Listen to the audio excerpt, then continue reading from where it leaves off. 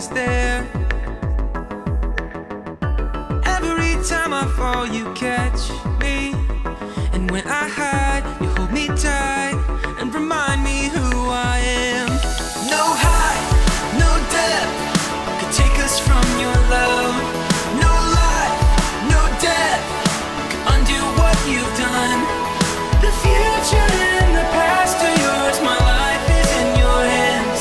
And all these things I know. Your love reminds me who I am.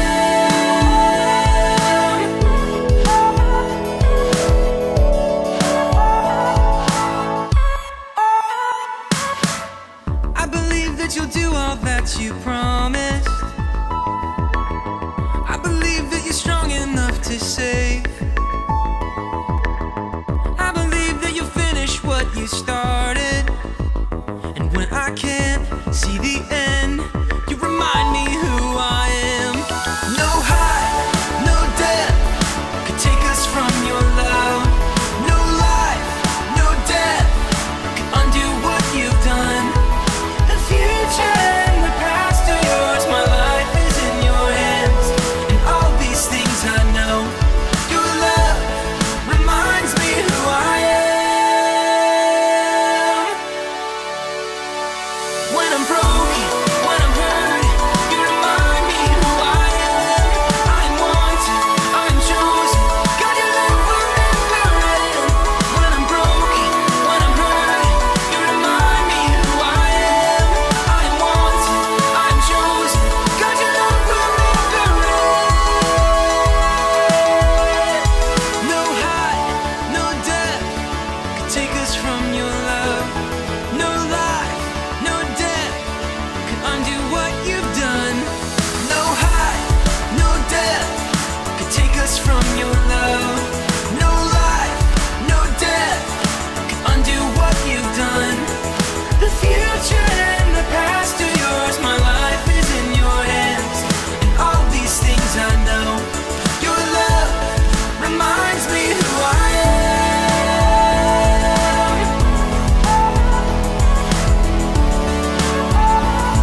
Your love reminds me who I am. Reminds me who I am.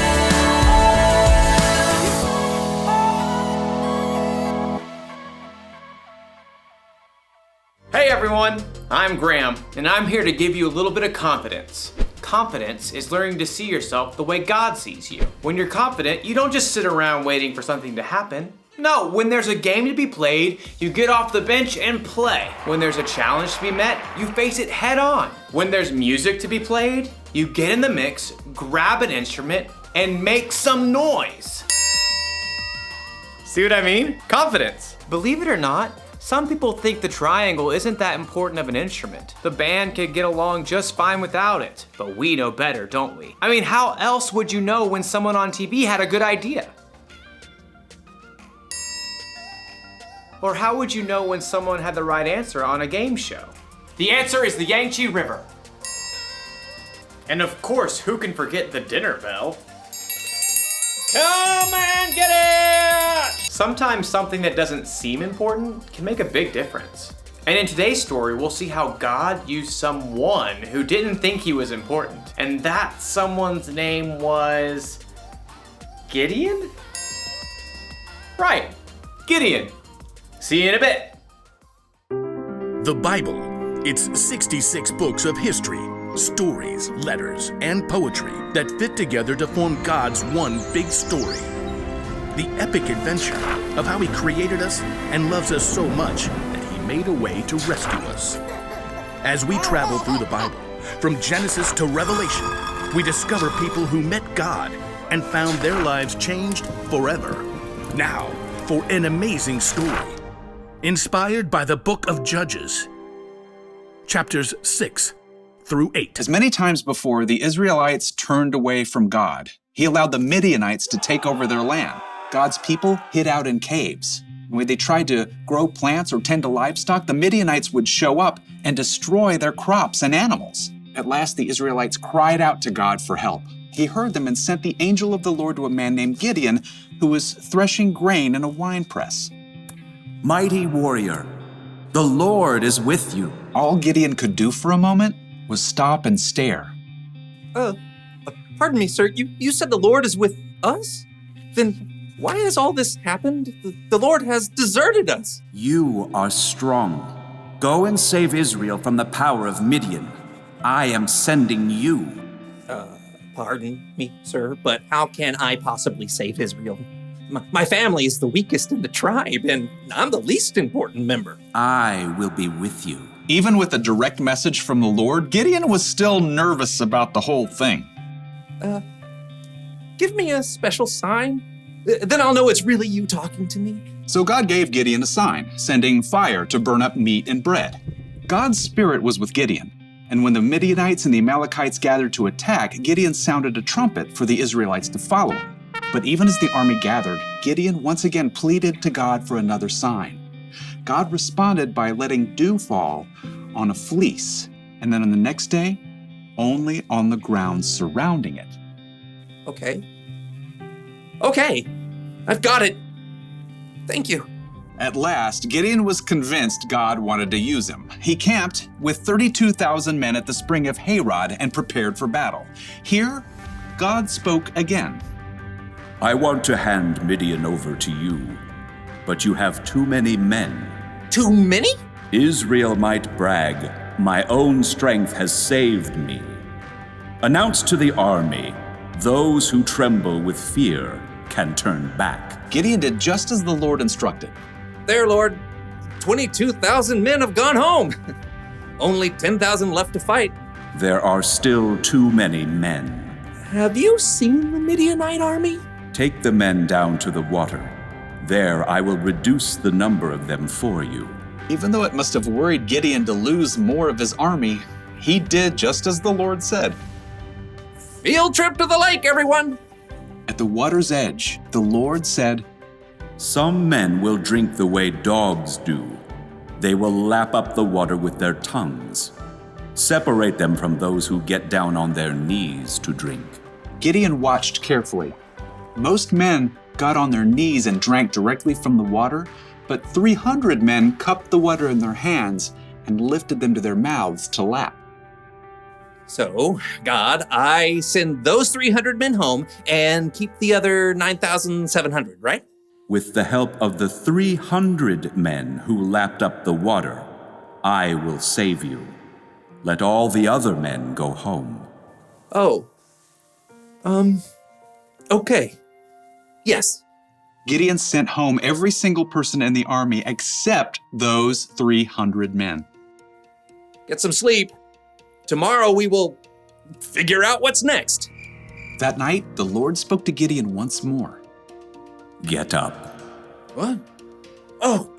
I'm awake. Gideon stumbled out of his tent. Below, the campfires and torches of the enemy armies covered the entire valley. So many. Like a swarm of locusts. Go down to the camp. Listen to what they are saying. After that, you will not be afraid to attack. Wondering if he might be dreaming, Gideon snuck down the mountain to hover in the shadows at the edge of the camp. He could hear voices from a nearby tent. I had a dream. A round loaf of barley bread came rolling into the camp. It hit the tent with great force and knocked it flat. Wow, but that can only be the sword of Gideon from Israel. God has given him the whole camp. Gideon listened in shock. Wow, God. Thank you. At once, Gideon scrambled back up the hill to the Israelite camp. Get up! Get up! The Lord has handed the Midianites over to you. Quickly, Gideon separated the 300 men into 3 groups and handed each one a trumpet and a clay jar with a torch inside. Watch me. Do what I do. I'll go to the edge of the enemy camp. Then we'll blow our trumpets from all around the camp and shout, "For the Lord and for Gideon!" Gideon and his men headed quietly down the slope, fanning out in groups to surround the vast enemy camp. Okay, get ready. As soon as Gideon sounded his trumpet, he smashed his jar so the torch shone brightly. The other 300 men did the same. For the Lord! A sword for the Lord! The Israelites held their ground, but their enemies panicked, confused by the trumpets and bright lights that pierced the dark night. They're coming from everywhere! The enemy armies were so confused, they began to fight each other, and then they fled in fear. After the men! Gideon and the Israelites chased their enemies all the way to the Jordan River and beyond until all the enemy armies were destroyed. The Israelites begged Gideon to rule over them. I will not rule over you. The Lord will rule over you. Yep, Gideon was an underdog, filled with doubt, but he still chose to follow God, and God used him to save the Israelites. What's up, boys and girls? That was such an awesome Bible story. But let's go ahead and stand up to our feet because it's time to do our memory verse. And remember, guys, this is a great chance to earn cool cash. And I know you guys all want cool cash. Okay, so let's say it on the count of 3. Are you ready? 1, 2, 3. I can remain confident of this. I will see the goodness of the Lord in the land of the living. Psalm 27:13. Woo! That was so good, guys, but let's try it one more time. If you're not standing, make sure you're standing on your feet. I can remain confident of this. I will see the goodness of the Lord in the land of the living. Psalm 27:13. Woo! Now remember, keep practicing so you guys can earn that cool cash. According to Gideon, he was the least important family member and the weakest family of his tribe. He certainly didn't think God would use him to lead an army to victory over their enemies, but sometimes God uses people who don't seem important to make a big difference. You see this all through the Bible. Think of Jesus. He didn't pick the strongest, smartest, and most holy people to be his 12 closest friends. He picked regular guys, fishermen and tax collectors to be his disciples, and they went on to make a huge difference in the world. Hey, maybe that means God can use someone like me too, or someone like you. We don't have to know everything. We don't have to be important. God can do big things through us. Maybe he can use you to help a friend who's having a bad day. Maybe he can use you to solve a problem in your community. Or you might invent something that's never existed before. You might not think you're that important, and you might not think you're ready to make any kind of big difference. But the truth is, God thinks you're important, and he's totally ready to use you for something amazing. That's the one thing to remember today. God can use you no matter what. Knowing that should give you a little confidence. Why is my mouth watering? Oh, must be dinner time. I'll see you around.